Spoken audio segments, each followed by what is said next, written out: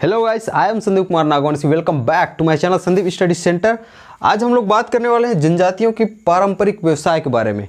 और जिन लोग नए हैं प्लीज़ वो प्लेलिस्ट पे जाइए, शुरू से देखते आइए, फिर आपको बहुत अच्छे से समझ आने वाला है। तो आज हम स्टार्ट करते हैं आज के वीडियो, जो कि हमारा टॉपिक है इनके पारंपरिक व्यवसाय के बारे में।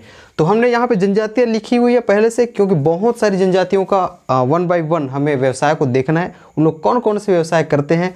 तो ज़्यादा टाइम बचाने के चक्कर में हम लोग ये सब चीज़ किए हैं। इसके आगे हम लोग व्यवसाय को लिखेंगे ताकि आपको बहुत अच्छे से समझ आ जाए।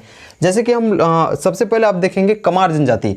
कमार और धनवार, इसको एक साथ मैंने लिया है क्योंकि ये दोनों एक ही कार्य करते हैं। तो इनका कार्य हो जाता है आपका बांस शिल्पकला। ये बांस शिल्पकला में निपुण होते हैं। ये दोनों एक साथ लिखेंगे। कमार जनजाति और धनवार जनजाति बांस शिल्पकला में निपुण होते हैं। उसी प्रकार अगरिया, अगरिया लोहे गलाने का कार्य करती है। सुन के भी लिखेंगे, अगरिया जनजाति लोहे गलाने का कार्य करती है। तीसरी चीज़ है पारधी। पारधी और शिकारी, ये दोनों में कन्फ्यूज़न होता है। शिकारी जनजाति नाम से ऐसे लगता है कि शिकार करने वाली जनजाति नहीं है, याद रखेंगे। ये पारधी जनजाति ये शिकार करती है दरअसल। तो ये काले रंग के लिखेंगे, काले रंग के पक्षी का शिकार करती हैं पारधी जनजाति। उसी प्रकार ये शिकारी जनजाति है, इसमें अच्छे से आप नोट करेंगे, ये जनजाति छींद के पत्ते से चटाई और टोकरी बनाने का कार्य करती है। तो ये तो रहा आपका कमार, अगरिया, पारधी और शिकारी तक की बात। आगे हम चलते हैं भतरा जनजाति और कंवर जनजाति। भतरा के बारे में देखेंगे तो ये सेवक का कार्य करती हैं, यानी कि सेवा करने का कार्य करती हैं। उसी प्रकार कंवर पे हम चलते हैं तो कंवर जनजाति ये सैनिक का कार्य करती हैं।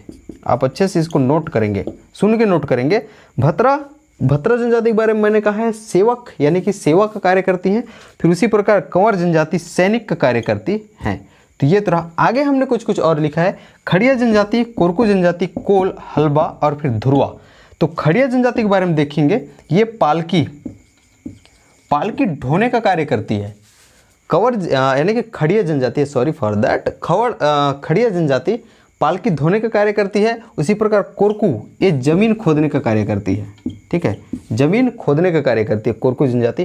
कोल इसके नाम से ही स्पष्ट है, जैसे कि कोयला, उसको इंग्लिश में कोल बोला जाता है, यानी कि ये कोयला खोदने का कार्य करती है। ठीक है, इसको खोदने के लिखेंगे कोयला खोदने का कार्य करती है। कोरकू जमीन खोदने का कार्य करती है। कोल जनजाति कोयला खोदने का कार्य करती है। हलबा जनजाति बहुत इंपॉर्टेंट है, ये आर्थिक रूप से सबसे संपन्न जनजाति होती है। इसमें लिखेंगे कृषि, यानी कि इसको कृषि अच्छे से आती है। कृषि करने वाली जनजाति हलबा है। साथ में लिखेंगे पोहा। ठीक है, साथ में पोहा लिखेंगे। तो कृषि कार्य और पोहा बनाने का कार्य कौन करती है? हलबा जनजाति करती है। हम देखते हैं धुरवा जनजाति के बारे में। इसमें भी एक चीज़ मिलता है, ये भी कृषि का कार्य करती हैं। और एक चीज़ यहाँ पे और बता दूँ, हलबा आर्थिक रूप से सबसे संपन्न जनजाति होती है। 3 ऐसी जनजातियाँ हैं जिनके काम एकदम सेम है। जैसे कि आप देखेंगे मुड़िया जनजाति, इसको एक साथ इसलिए लिखा हूँ मैं, मुड़िया जनजाति, माड़िया जनजाति और फिर अबूझ माड़िया जनजाति। ये तीनों जनजातियाँ काष्ठ शिल्पकला में निपुण होते हैं। ये तीनों के सामने आप लिखेंगे काष्ठ शिल्पकला। ठीक है, ये काष्ठ शिल्पकला में निपुण होते हैं, इसको पूरा लिखेंगे। फिर बिरहोर जनजाति, यानी कि 3 आपका हो गया है, सिर्फ काष्ठ शिल्पकला।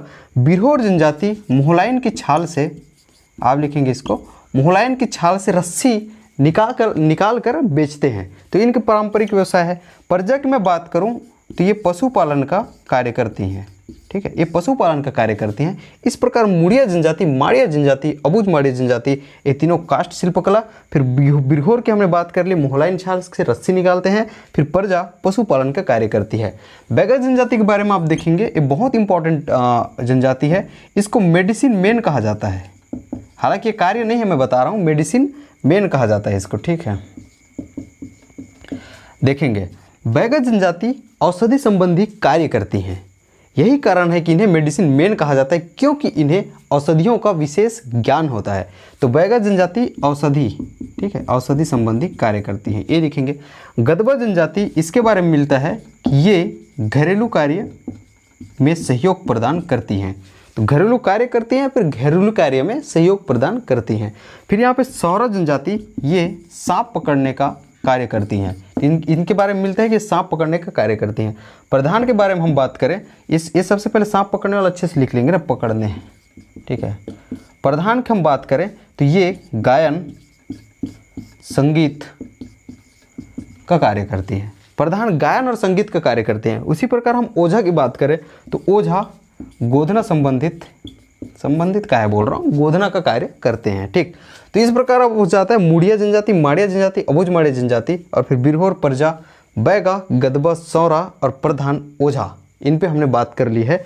अब हम जनजातियों के देवी देवताओं पे बात करते हैं। जैसा कि यहाँ पे लिखे हैं, ये जनजातियों के नाम है, इधर देवी देवताओं को लिखेंगे ताकि एक अच्छा खासा समझ आप में बन जाए। देखते हैं इनके देवी देवताएं क्या हैं। जैसे कि इधर मैंने जनजाति लिख के रखी है, पहले से आप देखेंगे, क्योंकि बहुत ज़्यादा है तो लिखने में बहुत टाइम लगेगा, इसलिए पहले से मैंने जनजातियों को लिख के रखी है। इसके हमने देवी देवताओं को देखना है। जैसे पहले जनजाति आप देख पा रहे हैं, बैगा जनजाति है, दूसरा कोरवा है, कमार है, गोंड जनजाति है, मुड़िया जनजाति है, बिंझवार जनजाति है, कंवर जनजाति है, भत्रा है और फिर उरांव है। इतने पे हम लोग कर देंगे तो it will be more than sufficient for you. सबसे पहले देखते हैं बैगा जनजाति। आप साथ साथ नोट करते चलेंगे। बैगा जनजाति, इसके प्रमुख देवता है बूढ़ा देव। ठीक है, बूढ़ा देव। उसी प्रकार कोरवा जनजाति है, इसकी प्रमुख देवी है खुड़िया रानी। इसको मैंने क्लास में बहुत अच्छे से कहा है, आपको प्लेलिस्ट विजिट कर लेना है, जाएंगे तो इसके डिस्क्रिप्टिव क्लास आपको मिल जाएगा, जो जो हम लोग जनजाति बता रहे हैं और कुछ कुछ को आगे करने वाले हैं। तो नेक्स्ट देखेंगे कमार। ये दोनों बता दिया हूँ मैं, बैगा का बूढ़ा देव है प्रमुख देवता और कोरवा का खुड़िया रानी है। कमार का देखेंगे बड़े माई और छोटे माई, दो चीज़ यहाँ पे लिखेंगे, बड़े माई और छोटे माई। उसी प्रकार गोंड का देखेंगे, गोंड का प्रमुख देवता है दूल्हा देव और उसी प्रकार मुड़िया का है अंगा देव। ये दोनों को आप यहीं पे याद रखेंगे एक साथ।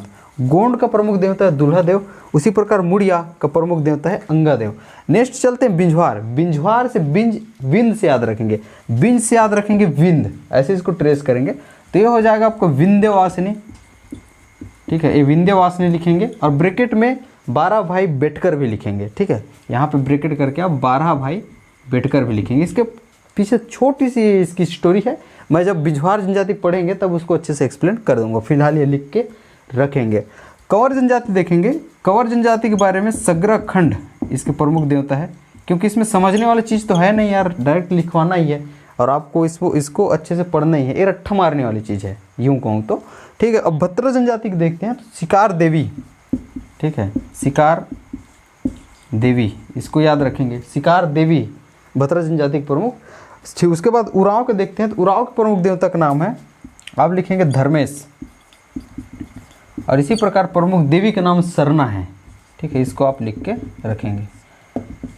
तो आज के लिए बस इतना ही है, मुझे दीजिए इजाज़त। आपको वीडियो अच्छी लगे तो प्लीज़ लाइक करेंगे और लेटेस्ट अपडेट के लिए सब्सक्राइब करेंगे, बेल आइकन को हिट करेंगे ताकि लेटेस्ट अपडेट से आप चूके ना।